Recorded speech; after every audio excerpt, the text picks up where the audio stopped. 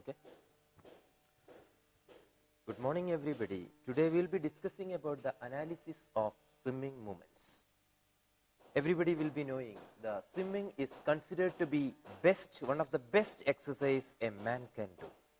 A recent study done in United States of America says that most of the people swim for fun and enjoyment. That is, most of the swimmers are recreational swimmers. And a 15% of the people swim for fitness level, to improve their fitness level, because it is one of the best fitness exercise available. And around a 13% of the people does swimming for a competitive purpose, to improve their swimming activities. And an 8% of the people swim to find out new friends and to meet new people.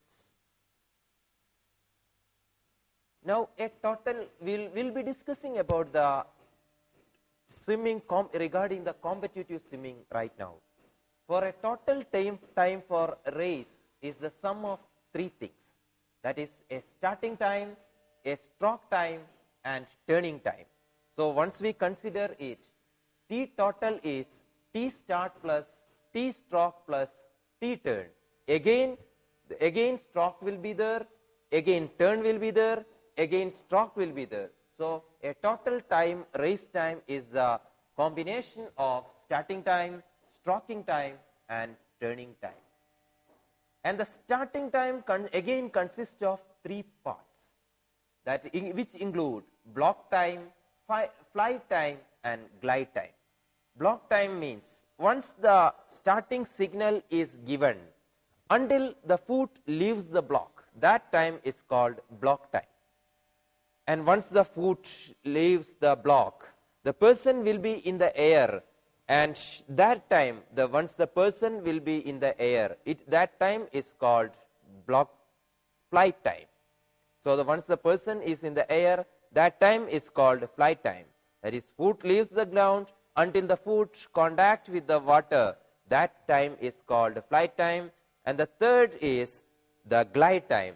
Once the foot or the body part contact with the water and the beginning of the stroke or kick, that time period is called glide time. Among all these start time, the glide time is having the longest duration. Now, glide time is the most among the three determining starting time, and glide time depends upon two things. First one is the glide distance, and the second one is average glide speed.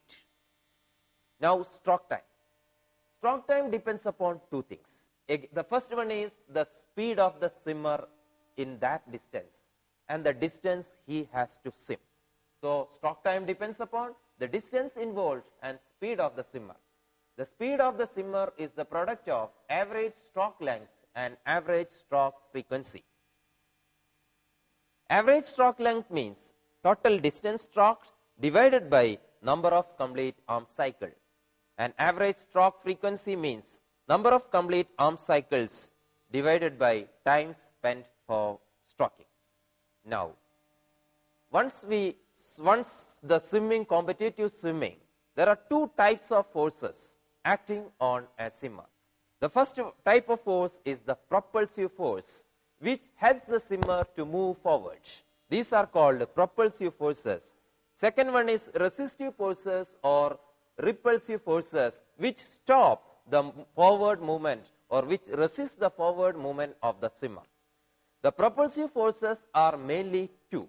The first one is the movement of his arms, and the second one is the movement of the legs. So the movement of the arm regards as the prime source of forward propulsion. But in most of the cases, the movement of the arm is the primary source of the forward propulsion. But in case of breaststroke, the work of the legs dominates the movement of the arms. So according to the Mostert and Jong, force exerted by arm and leg in butterfly stroke were approximately of the same magnitude, but at the same time, the breaststroke leg works dominates a bit. Now, the kicking of the legs It aids the production of the propulsive forces and it helps to decrease the resistive forces. Now, regarding the resistive forces, there are three types of resistive forces are there in swimming. These are called drags. The three types of drags are there. The first one is foam drag, second one is surface drag, and the third one is wave drag. Foam drag. Everybody will be knowing, as the surface area, the frontal surface area increases, the resistance also increases. So, resistance, foam drag means the resistance that results from the shape of an object moving through water. It depends upon the speed of the swimmer and the cross-sectional area present to the oncoming flow. So, decrease the frontal area, surface area is the most likely to mean to decrease the foam drag and improve the forward speed. Second type of drag or second type of resistance force is the wave drag. That is, it is due to some waves, pressure around the swimmer due to different water velocities due to the formation of the waves. As the speed of the swimmer increases, the wave also increases and there will be more resistance. Third type of drag is the surface drag. Surface drag is due to the frictional force between surfaces. That is the frictional force of the moving body in the water due to interaction between the swimmer's body and the water molecule. So, it can be reduced by proper swimsuit, swim cap, and proper technique and proper preparation. Now, the competitive swimmers, once we assess the body of the competitive swimmers, their joints, we can see it as they are relatively lax. Competitive swimmers are frequently described as being hyperlax. That is, their body position consists of typically a forward head, rounded shoulder, lordotic back, hyperextension of the knee. But this laxity enables them to move a more range of motion, and the laxity may be due to their vigorous stretching exercises, vigorous movement, and vigorous stretching programs also.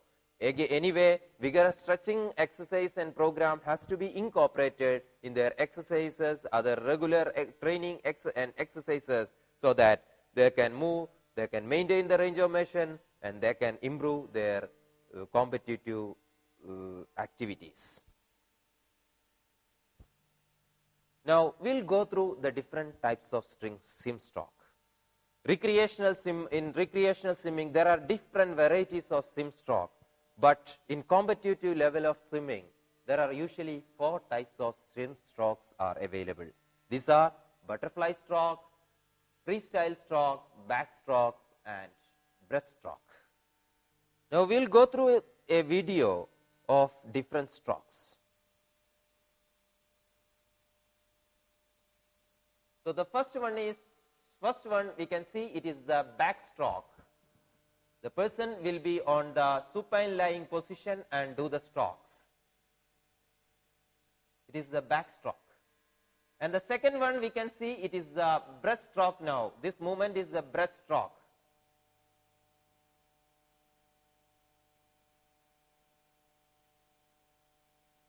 Now it is butterfly stroke. Here you can see a movement starting from the upper side and moving towards the lower side. Now the type of stroke is the most common stroke, and this is the freestyle stroke. And the movement of the arm and leg, you can notice that it's a reciprocal type of movement in the arms and legs. So this type of stroke is the freestyle stroke, and it is the most common type of strokes in the competitive swimming.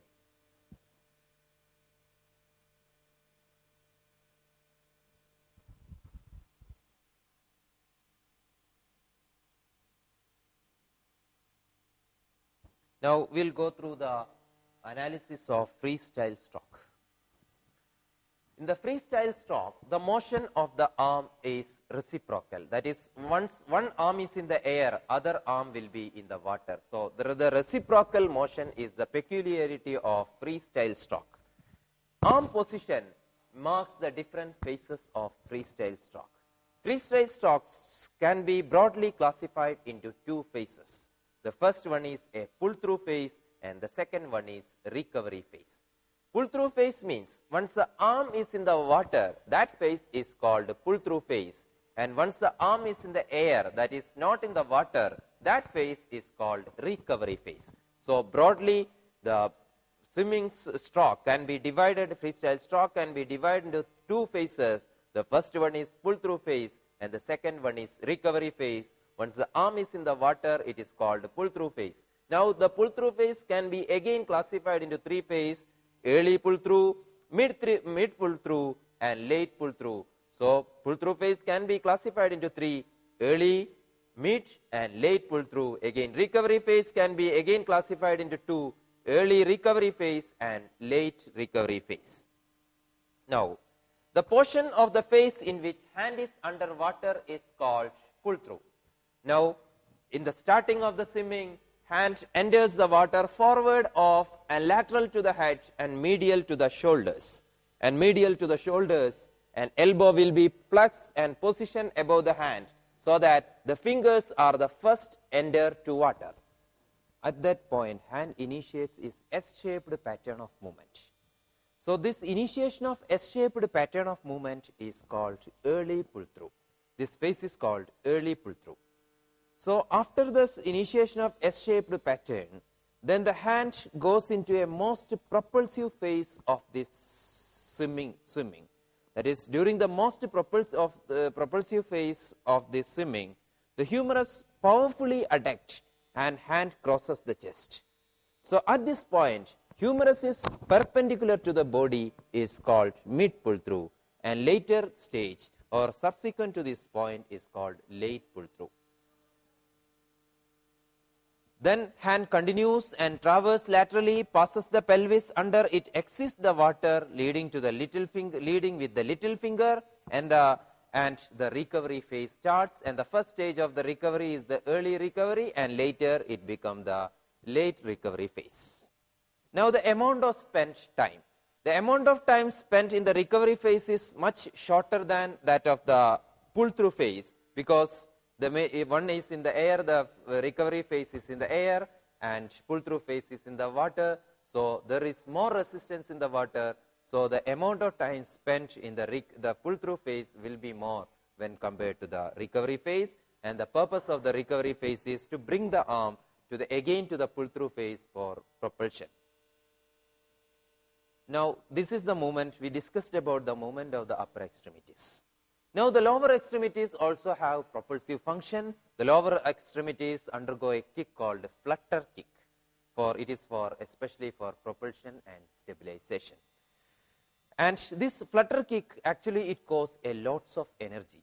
The energy loss is more in case of flutter kick. So usually a good athlete or a distance swimmer, usually a distance swimmer or a marathon swimmer, tries to minimize the flutter kick in the initial stages of swimming, and the athlete can use this flutter kick in the final stage or final strokes so that he can move fast in the final stroke and get the first position. Now the swimmers encounters lesser resistance when their body are streamlined horizontally and laterally, and this good alignment will be available by positioning the body in such a way that it should roll from side to side, coincide with the movement of the arm. That is, roll to the left when the left arm reaches the mid pull-through, and roll to right when the right arm reaches the mid pull-through phase. Now the breathing pattern of the athletes or swimmers. There are different types of breathing patterns are available. Usually there is some difference in the breathing pattern among the recreational and fitness swimmers and competitive swimmers. And usually the recreational and fitness swimmers roll their head towards the side of the dominant arm as the arm exits the water. And in case of competitive swimmers, they roll the head alternatively to the right and left side during every third hand exit the water. This is the breathing pattern. So recreational and fitness swimmers is having one type of breathing pattern, and competitive swimmers is having another type of breathing pattern. Now we'll start with the next type of stroke is the butterfly. Now next type of stroke is the butterfly stroke. You can see in the video the butterfly stroke. The difference is in the butterfly stroke is that the movement of the arm is not reciprocal. It is simultaneous, and you can see a movement starting from the upper side and goes into the lower side. And the kick, you can see the name of the kick is called dolphin kick. And you can see the S-shaped pattern of movement. It is a bilateral S-shaped pattern of movement can be seen in the case of butterfly stroke. So it is similar to the freestyle stroke, and S-shaped pattern of pulling. It is bit wider and shorter.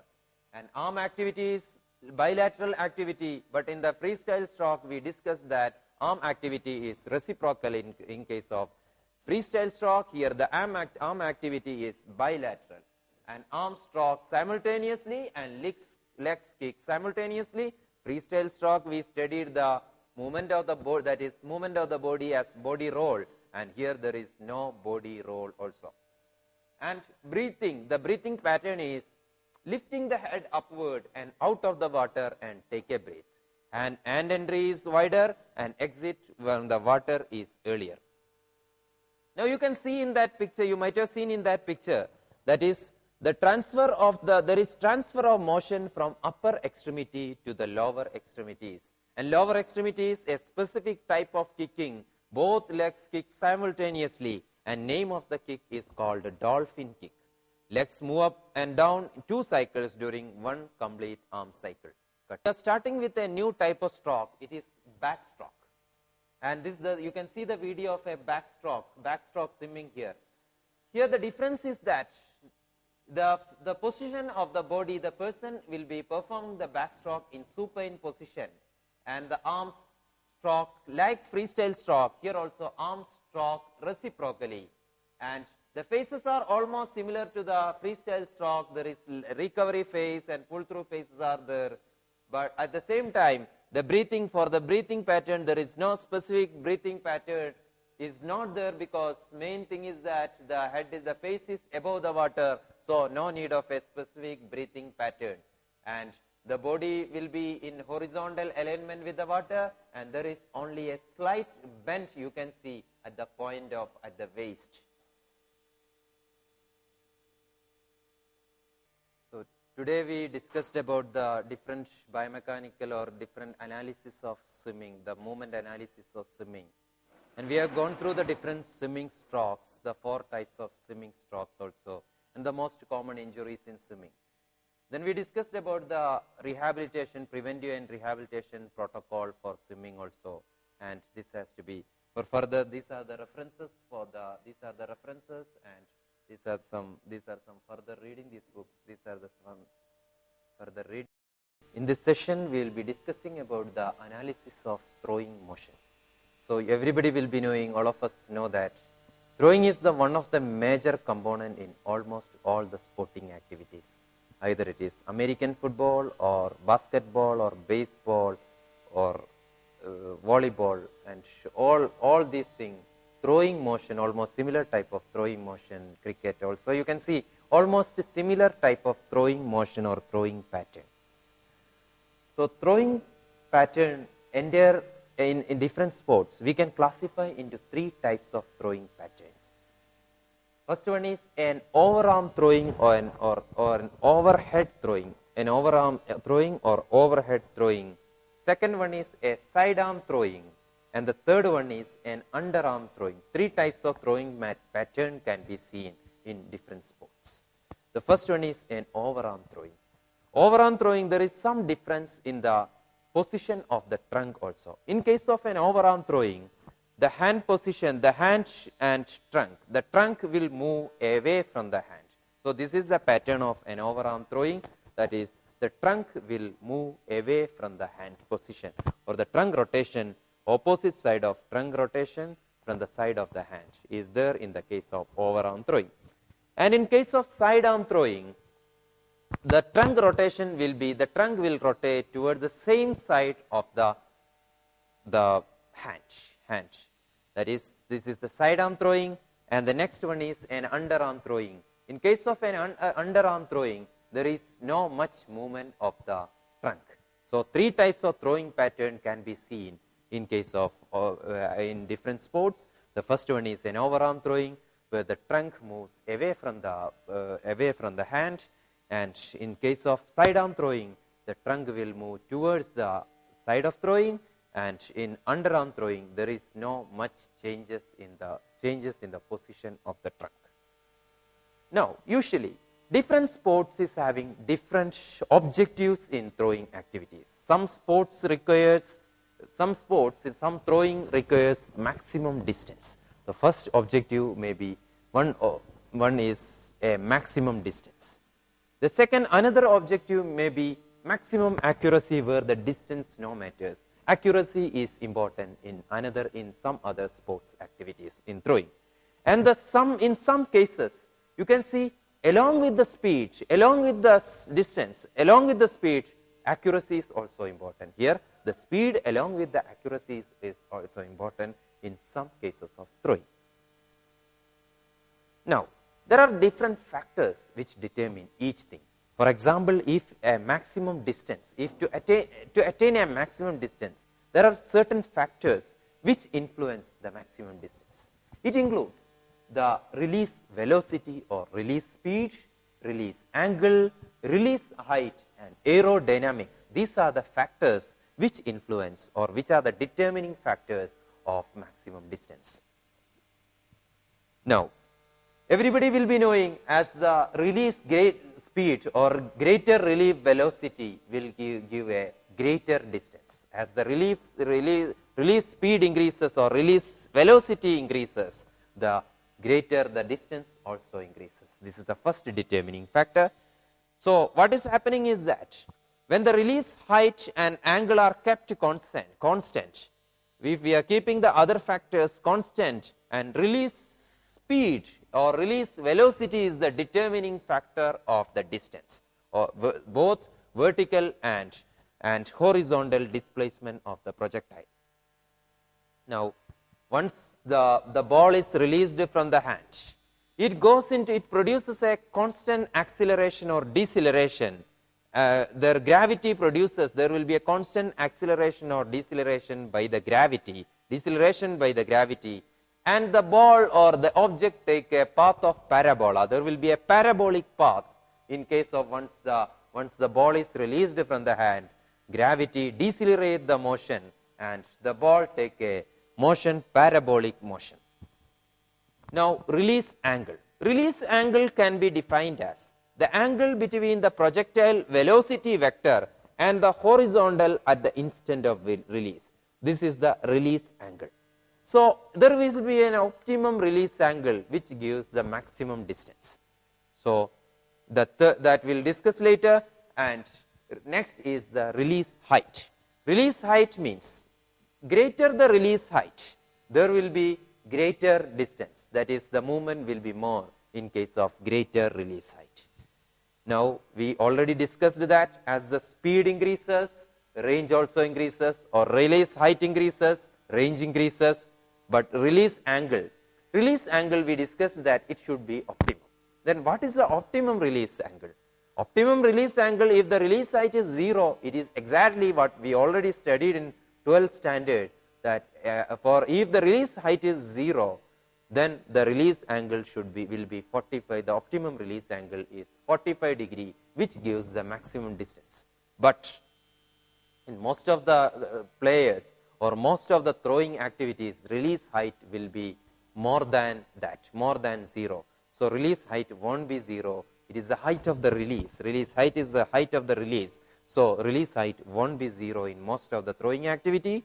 So, then there will be an optimum release angle in that. So, in case of shot putters, lots of research is saying that a 42 degree release height is maximum in case of which gives a maximum displacement in case of shot putters. But these things, we studied the four methods of 4 factors which influence the distance. But these are not the only things which decide the maximum performance. There are other factors also, like the strength of the muscle. There are lots of other factors like strength of the muscle, etc., which will decide the release distance also. Now, the second phase is the second one is the second aim of objective of throwing is to attain the maximum accuracy. There are two determining factors which influence the maximum accuracy. That is, the first one is the release point and second one is throwing arc. Release point, usually the ball follows the path. Release point is the point at which the ball is released. That is, the ball follows a path that is tangent to the release point on the arc of throwing motion. So, if I want to throw that distance, the release point should be here, and if I want to throw this point, the release height should be at the release point should be here. So, the release point is a determining factor for the accuracy. And next one is the throwing arc, at which arc it is throwing, whether it is a long arc, it's a small arc, and this is the another factor which is determining the accuracy of throwing. Now, we will go through analysis of throwing motion. So, which are the, we will be in this heading, we will be discussing about the different phases of throwing and what are the activities, what is the position of each joint in this throwing. So, throwing activities can be divided into 6 phases.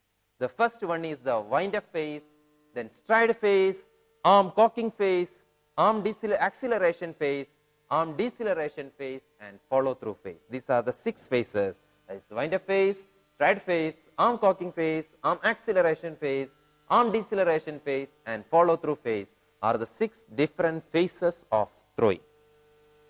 You can see in this picture the different phases. Now, we will start with the first phase, that is wind up phase. Wind up phase means it can be defined as it is the position from first movement until the hands separate. Here we are taking the baseball pitching for the reference of throwing. That's why this position is considered as from the first movement until the hand separates. So, wind up phase can be defined as the phase where from first movement until the hand separates. That is, the position will be like this, the position will be like this, and the lead leg lift and hip with knee flexion at the hip and knees, and lead side. This is the, if I am throwing that side, this is the lead side, and the lead side faces the target, and all the weight will be placed on the stance leg. Now, this is the balanced position prior to hand separation, and lead leg lifting is done by the concentric contraction of the hip flexors.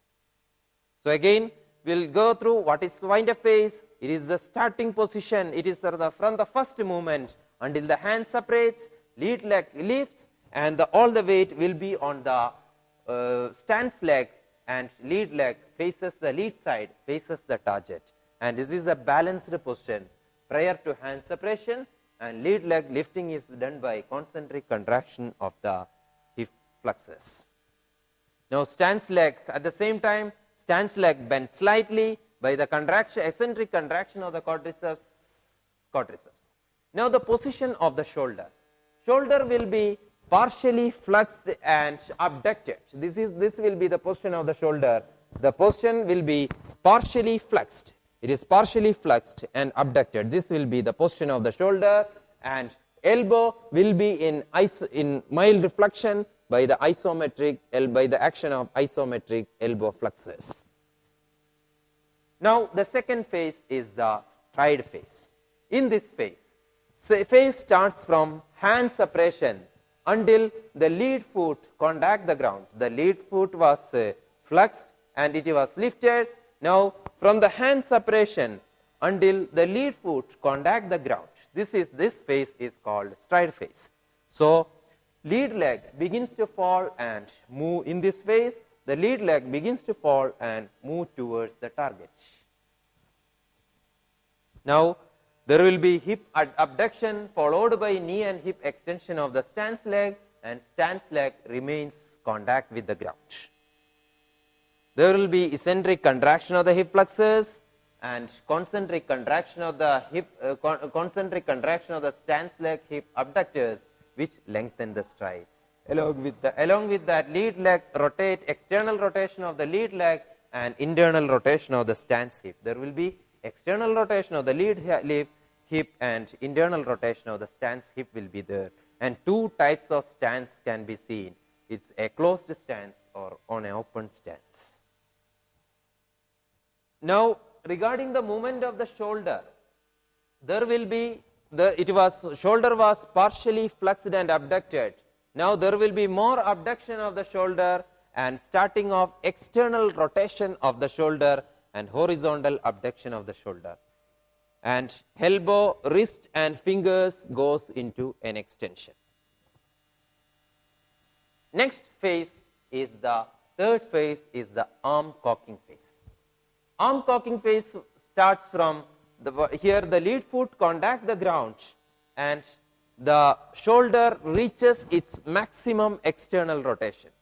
In this phase, the upper body, upper side, upper torso is target the face. Up to this time, the lead side was targeting the faces the target. Now the upper torso or upper body faces the target at this point.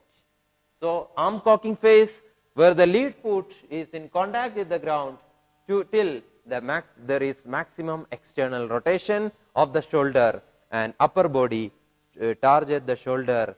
There will be internal rotation of the hip and the trunk rotators are placed on stretch. So in this case it produces a recoil effect for subsequent shoulder rotation. And there will be hyper extension of the lumbar trunk, which there will be hyper extension of the lumbar trunk and there will be stretching of the abdominal and oblique muscles at this phase, arm cocking phase. Next phase is the arm acceleration phase. So in the arm cocking phase, the shoulder has reached into a maximum external rotation, and from this maximum external rotation until the ball release. So once there is maximum external rotation, there is prior to maximal external rotation, elbow goes into an extension and the starting of an internal rotation. And from the starting of an internal rotation or maximum external rotation until the ball release, this phase is called arm acceleration phase. Here there is fairly less muscle activity, but all the energy will be released at this point of time. And prior to maximum external rotation, there is elbow extension and immediate onset of internal rotation done by subscapularis, latissimus dorsi and pectoralis major muscles. The trunk were extended. Now the trunk flexus starts working. Trunk flexus goes into a forward flexion from the hyper extended position and reaches into a neutral position by the help of trunk flexus. Now the lead knee begins to straighten, providing a stable base of support. Next phase of throwing is the arm deceleration phase. In arm acceleration phase, it is the point up to the ball release. Arm acceleration phase, arm deceleration phase is from the ball release until the maximum shoulder internal rotation. So arm deceleration phase is from ball release till shoulder reaches its maximum internal rotation. So in the last phase, the trunk was going into flexion and it reaches the neutral position from hyper extended position, and trunk continue its flexion, and lead knee and throwing elbow continue its extension. Lead knee and throwing elbow continue its extension. Then stance leg moves upward in reaction to the flexion of the trunk. Stance leg moves upward. There is internal rotation of the shoulder until the internal rotation reaches its 0 degree, and there is pronation of the radio-ulnar joint. The next phase is the follow-through phase. Follow-through phase is the last phase of throwing. Follow-through phase starts from maximum internal rotation until the player reaches a balanced position. So this is the follow-through phase. We will go through each phases again. The first phase is the wind-up phase.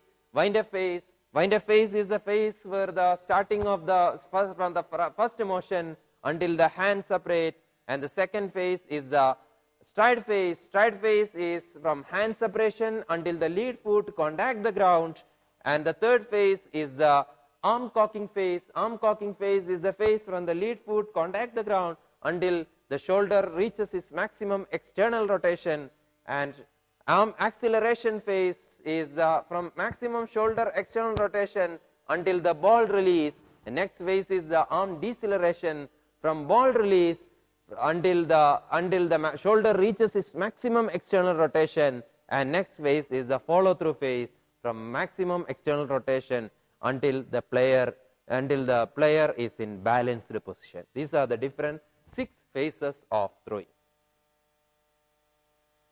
Now we will go through some common injuries in throwing. The first and the most important is the instability of shoulder. Usually an anterior instability of shoulder is common, mainly because of arm cocking phase. In the arm cocking phase, the shoulder reaches its maximum external rotation and abduction, and this is the phase where there is more chance of stress on the anterior side of the shoulder, and there is more chance of an anterior dislocation of the shoulder if the person does not have enough muscle strength and stabilization. And this is a phase there is more chance of anterior shoulder instability and stretching of the anterior side.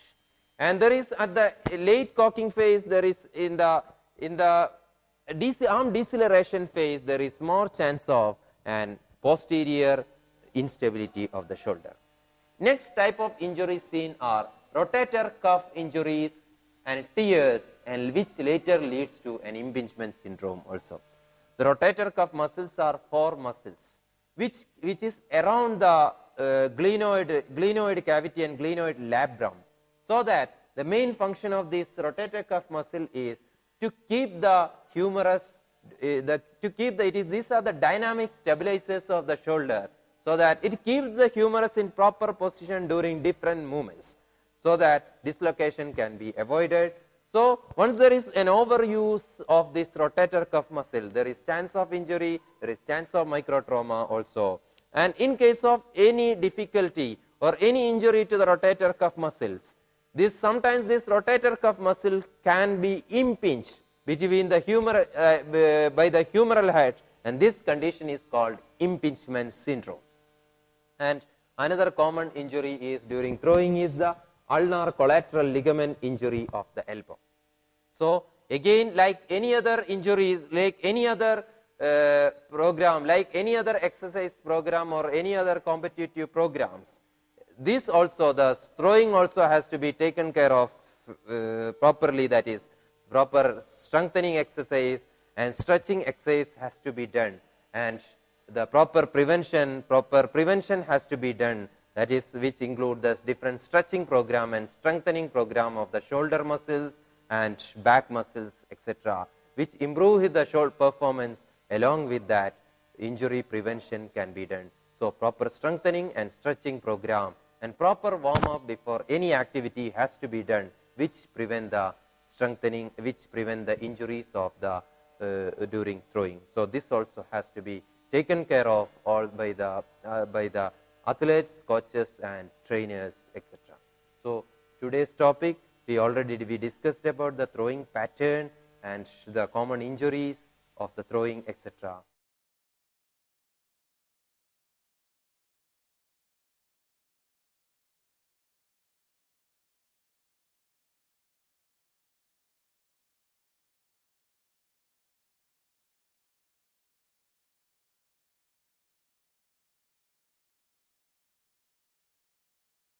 We will be discussing about the components of a skill.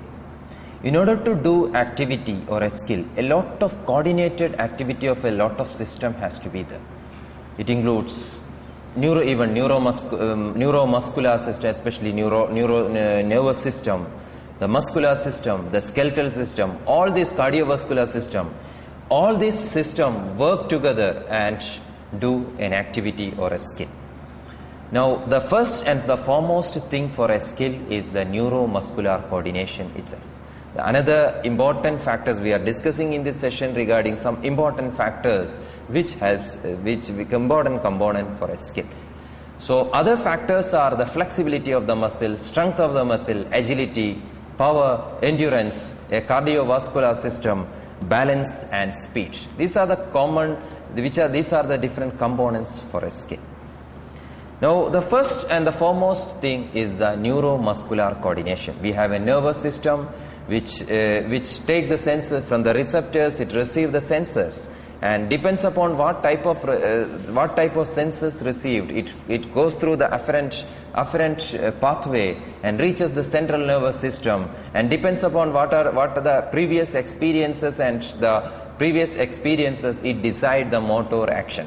So in order to do a skill, all these pathways should be clear, that like receptors, it may be a special sensors, or it may be the other receptors, it may be a pain receptor, or it may be a special sensors like hearing or vision.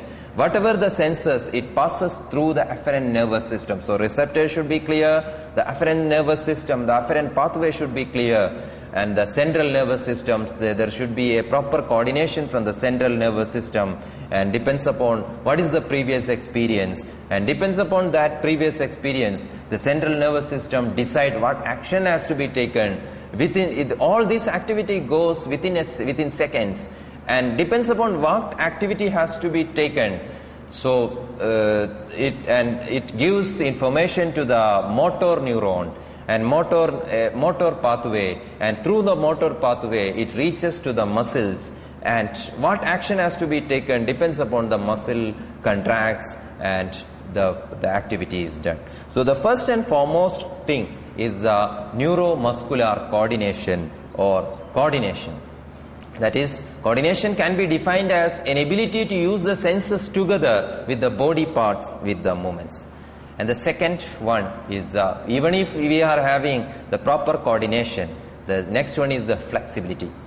Flexibility can be defined as, according to Zakrzewski, flexibility can be defined as the ability of the muscle to lengthen, allowing one joint or more than one joint in a series to move through a range of motion. That is, for a flexible muscle means, a flexible joint means, it has to move in its full range of motion. And according to Holland in 1968, he described flexibility as characterized by the ability of the muscle to relax and yield a stretch force, and also a range of motion available in a joint or a group of joints. So in summary, we can say if the flexibility is the range of motion, that is, the muscle has to move, the joint has to move in its full range of motion, then only a skill or a proper activity can be done. So there are lots of things, we can check the flexibility by using lots of measurements, lots of tools are there, and if there is less flexibility, there are lots of drills or lots of activities like stretching activities to improve the flexibility. Next most important thing is the agility. That is, agility means the ability to change the direction while during a movement. That is, agility can be defined as ability to change and control the direction and position of the body while maintaining a constant rapid motion. So again, especially in the sports skills, so agility is important. That is, for example, while a person is playing tennis, he has to change the direction, depends upon the ball where he has to hit. So he keep on changing the direction, and this is exactly called agility. Trainers recommends or physio recommends that agility exercise has to be performed in the warm up and through the warm up, and at the start of each session or each period, the agility exercises has to be started. But agility exercises should not be it should not be physically exhausting. Next important component of a skill is the balance. Balance can be defined as ability to control or stabilize the body when a person is standing or moving. The balance may be a static balance or a dynamic balance. That is, when the person is standing or sitting, so there should be a balance. While that balance is entirely different from a person who is running, a person who is moving. So it may be a dynamic balance, or a static balance. Again, in order to stabilize for this stabilization or controlling of the balance, there are lots of activities, like there are lots of system works, especially the nervous system and the muscular system will coordinate and makes the proper balance. Next component of a skill which is important for the sports is the speed. Speed is the definition of speed is the ability to move the body parts or the body itself swiftly. So many sports rely on speeds to gain the advantage over your opponent. That is, now it is the time of speed, and most of the speed is the main advantage given to the, that is, if the speed, once the person can do the things so fast, or especially in sports, he will be having an advantage. For example, a basketball player making a fast break to perform a layup, or a tennis player moving forward and get a drop shot, or a football player outrunning the defenses to receive a pass. So here the speed, for that skill, the speed is important. Now next one is power. Power is the ability to move the body parts swiftly while applying the maximum force. So speed should be there, and along with that muscle strength should be there. So power can be defined as a combination of it. We can say it's a combination of speed and strength. That is, the body part has to be moved fastly, along with that with maximum force. So for example, fullback in football muscling their way through the other player and speeding to advance the ball. A volleyball player getting up to the net and lifting their bodies to the high in the air. These are the example of power. Now, in order to improve these skills, there are lots of activities usually done. The first important activity usually done is the shuttle runs. The shuttle run is standard agility and speed drills used by the athletes whose plays to stop and go sports, especially soccer, hockey, basketball, tennis. That is, especially it improves this shuttle runs, improves the agility. Now other type of drills are the ladder drills are there. High knee lift through the ladder. That is, coordinate your arm with your legs and drive this backward and forward to boost the speed. Push your legs back down towards the ground from the hips in a pistoning action. Keep the chest elevated, land on the ball of the foot. Next type of drill, ladder drill, is the lateral step through ladder. That is, lateral stepping, by name itself we can understand that. Lower your center of gravity and step one foot on each rung of the ladder and keep on the balls of your feet to keep low and perform right and left. That is lateral step through ladder. Next type is the hopscotch drill. That is, starts with your feet hip width apart at the bottom of the ladder. Jump up with the both feet and land on the left foot only in the first square. Immediately push off your left foot and land with the both feet in the second square. Immediately then push off with both feet and land on the right foot only, and push off your right foot and land on both feet, and repeat this pattern full length of the ladder. Next is in and out drills. That is, first of all, the person is standing outside the ladder, then he enters inside the ladder with both legs. Then in the next stage, he is spreading his leg and standing outside, that is standing outside the ladder, and again he is closing his leg, both legs, and comes back. That is, start with your feet hip width apart at the bottom of the ladder, step into the first square with your left foot first, and immediately followed by your right foot. Now with your left foot, step outside to the left to the second square, then immediately step out the second square with your right foot. Now step back to the third square with your left foot first, followed by your right foot. Repeat this pattern in fluid motion throughout the length of the ladder. Next type of drill is the lateral feet drill. In this, start with the both feet outside the first square and to the left. Then step into the first square with your left foot first and followed by your right foot in very fast. Step to the right outside first square, outside the square, and again the left. Step to the right side of the square with the left foot first, followed by the right foot. Now step diagonally to the left into the second square with the left foot leading, always keeping in the same 1-2 motion. Now step outside to the left hand side on the second square and repeat the full length of the ladder. If you perform the several set of these drills, start at different sides of the ladder, and so your lead foot changes each time. Next type of drill is the tango drill. That is, starts with both feet outside the first square and left. Then cross the left leg over the right and into the center of the first square. Your right leg should be immediately follow the right of the first square, followed by your left leg. So it is in a 1-2-3 motion, like a dancing movement. From here your right foot comes across your left and into the center of the second square as the pattern is repeated in the opposite direction. Repeat the full length of the ladder. Next is 5 count drill.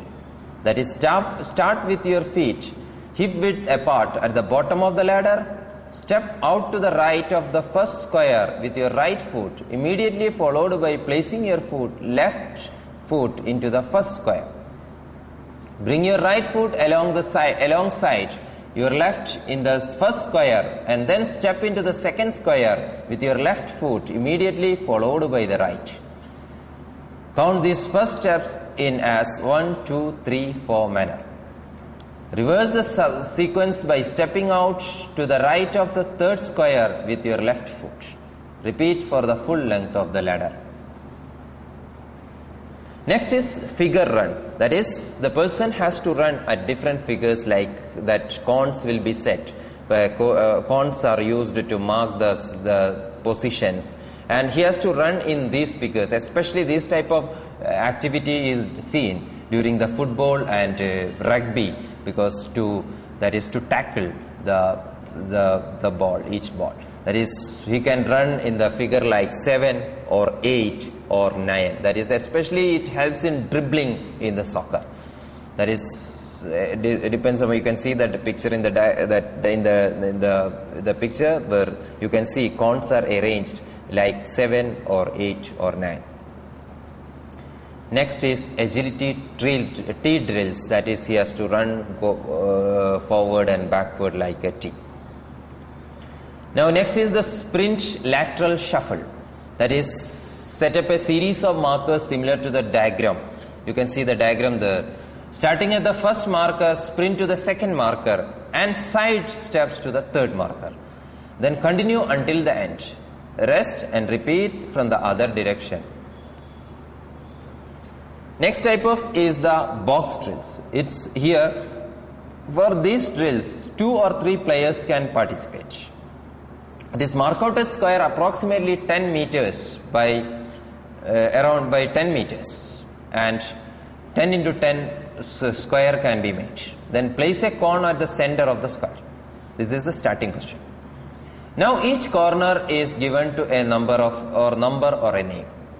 The coach or training partner calls out a number or name at random, and you must run to the corresponding corner and returns to the center.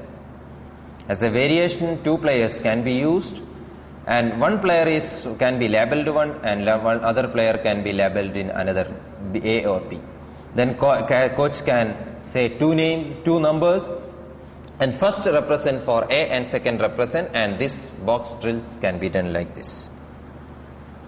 Now other exercise for coordination are jumping jacks are the, skipping ropes or jump ropes are the, then Scott thrust is the, box jump is the, Scott and press with the medicine ball, and medicine ball is the, medicine ball chest pass with the balanced disc is the, single leg lateral hop is the, high knee drills are the, burpees, mountain climbers, alternating dumbbell front raise, lying dumbbell rear lateral raise, box drills with the rings, reverse lunges with the balance disc. These are the other exercises for coordination.